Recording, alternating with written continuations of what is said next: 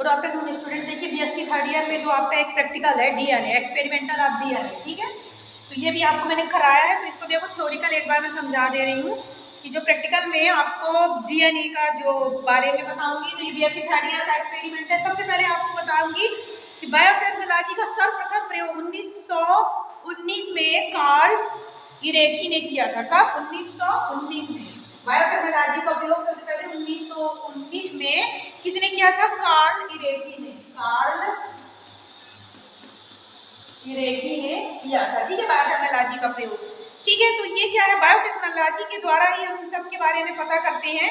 इसका जितने भी जो टेस्ट लगाए जा रहे हैं अपन जैव यांत्रिकी जिसको कहते हैं, इसके द्वारा हम डीएनए, आरएनए, आनुवांशिक अभियांत्रिकी, जेनेटिक इंजीनियरिंग आदि का उपयोग करके हम इनके बारे में पता करते हैं। अभी आपको एक चीज बताऊं कि आपको मैं आज बता रही हूँ कि मानो जो ऑब्जेक्ट क्या है, to isolate DNA from human cheek cell. Okay, Hindi में क्या कहेंगे कि मानव के जो गाल में डीएनए को पृथक करना। मानव की जो गाल की कोशिका, जो गाल जो होते हैं फेस में, चिक जो होता है उससे सेल से ह्यूमन क्या पृथक करना, डीएनए को पृथक करना, ये आज आपका प्रैक्टिकल है। ओके, तो इसमें सबसे पहले प्रिंसिपल, सबसे पहले आप क्या लिखेंगे? Object to isolate DNA from human cheek cell. Okay, then आ गया प्रिंसिपल। प्रिंसिपल में क्या करेंगे कि each chromosome made of the single long strand of DNA. देखिए क्या कहलाता है कि जो प्रत्येक गुणसूत्र का निर्माण डीएनए एक लंबे सूत्र से होता है। मतलब प्रत्येक जो भी गुणसूत्र का निर्माण, क्रोमोसोम्स का निर्माण किससे होता है? डीएनए एक लंबे सूत्र के द्वारा होता है। यूकैरियोटिक जीवों में जीनोम में डीएनए केंद्रक में उपस्थित होता है। ये तो आपको पता है कि यूकैरियोटिक जो होते हैं उनके जीनोम में जो होता है डीएनए केंद्रक में पाया जाता है। उनके केंद्रक में पादप कोशिकाओं के चारों ओर, कोशिका भित्ति के चारों ओर होता है, ठीक है, जिसे हटाकर पादप कोशिकाओं को खोला जा सकता है। प्रत्येक प्राणी की कोशिका भित्ति में भी ये पाया जाता है। जो कोशिका भित्ति जो होती है, तो कोशिका भित्ति में क्या रहता है? उपस्थित होता है। कोशिका झिल्ली केंद्रक झिल्ली के पृथक काट कर कोशिकांगों को पृथक कर सकते हैं। कोशिका झिल्ली एवं केंद्रक झिल्ली का निर्माण लिपोप्रोटीन द्वारा होता है। ये भी आपको पता है कि लिपोप्रोटीन के द्वारा इनका निर्माण होता है, ठीक है। ये इतना समझ में आ गया होगा। फिर इसके बाद आपको समझ, मिश्रण को अल्कोहल मिलाकर डीएनए का अवक्षेपण किया जाता है। मिश्रण में क्या अल्कोहल मिलाते हैं और डीएनए का क्या करते हैं? अपन अवक्षेपण करते हैं, क्योंकि डीएनए अल्कोहल में निम्न विलेयता, कम विलेयता होता है तथा डीएनए को बारीक लंबे सूत्रों को आसानी से देखा जा सकता है। अब हमें आवश्यकता, हमने आपको मेन अभी क्या बताया कि चिक सेल जो है उसके द्वारा हम कैसे डीएनए पृथक करेंगे। सबसे पहले रिक्वायरमेंट में आपको आवश्यक सामग्री में सबसे पहले 0.8, इसमें 0.8% आपको क्या लेना है? 0.8% आपको सोडियम क्लोराइड लेना है। NaCl ले लिया, ठीक है, 0.8%। उसके बाद नमक, सोडियम क्लोराइड भी ब्रैकेट में लिख दे रही हूँ, नमक। ओके, नमक ले लिया। देन उसके बाद विलयन 25% तरल डिस धावन विलयन, ठीक है, मतलब 25% तरल विलयन लेना है जो कि धोने के काम आएगा। फिर इसके बाद 95% बर्फ, 95% आइस, ठीक है, आइस ले लिया अपन ने, ठीक है। इसके बाद इथेनॉल परख नली, इथेनॉल ले लिया,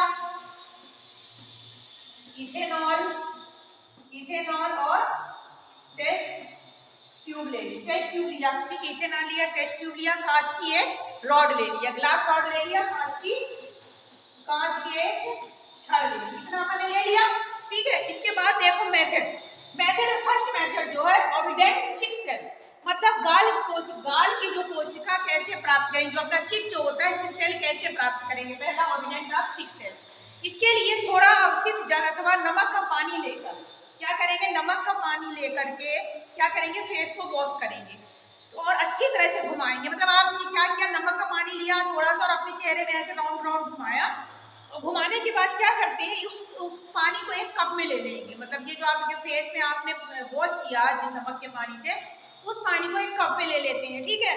इस जल में मुख उपकला यानी बकल एपिथेलियम कोशिकाएं आ जाती है। मतलब जैसे आप फेस जब साफ करते हैं, इसलिए ज्यादा स्क्रब नहीं करना चाहिए, आपकी सेल क्या होती है? डेड होती है।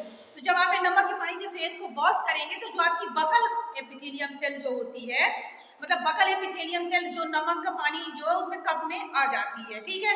एक उबालने वाली नली, बॉइलिंग ट्यूब या उबालने वाली नली में गाल की कोशिकाओं के साथ साथ 3 मिली जल ले लेते। अब देखिए जैसे मान लो इसमें अपन ने क्या ले लिया, वॉश जो किया था अपन ने फेस वॉश का पानी, कौन सा NaCl वाला, जिससे NaCl से मैंने साथ में तो वो ले लिया।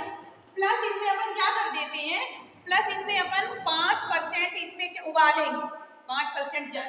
अब इसमें 5% जल मिला के इसको क्या करेंगे, उबालेंगे। एक बॉइलिंग नली जो होती है ट्यूब में उबाल लेते हैं। अब देखिए उबालने के बाद, उबाल लिया, इसके बाद आप क्या करोगे कि इसमें बॉइलिंग ट्यूब में 0.8% सोडियम क्लोराइड, 0.8% NaCl मिला दोगे। इसमें क्या कर दोगे, NaCl मिला दोगे, ठीक है। नमक ईयरबड लेकर उसमें गाल की आंतरिक सतह को खुरचेंगे। अब देखो नमक में जो ईयरबड होती है कान साफ करने वाली, तो गाल की आंतरिक सतह जो होती है, इंटरनल सतह में ऐसे अपन खुरचने की कोशिश करेंगे और वॉच ग्लास में लेंगे, मतलब जो ईयरबड है उससे चेहरे पर ऐसा अपन रब करेंगे तो अंदर वाली सेल्स में आ जाएगी और वॉच ग्लास में ले लेते हैं। वॉच ग्लास में गाल की कोशिकाएं आ जाती हैं और पदार्थ को बॉइलिंग ट्यूब में फिर स्थानांतरित कर देते हैं। इतना हुआ। अब देखो दूसरा ये भी कर सकते हैं कि बॉइलिंग ट्यूब जो होती है कुछ मिनट तक कढ़ाई में, मतलब कुछ मिनट तक क्या करेंगे, उसके रब हमने बताया था ना करेंगे तो अपन को ये सब सेल प्राप्त हो गई। अब सेल प्राप्त हो जाने के बाद अपन क्या करेंगे कि इनको आगे प्रोसीजर करेंगे। तो सब इसके बाद क्या होगा, मेथड, ठीक है।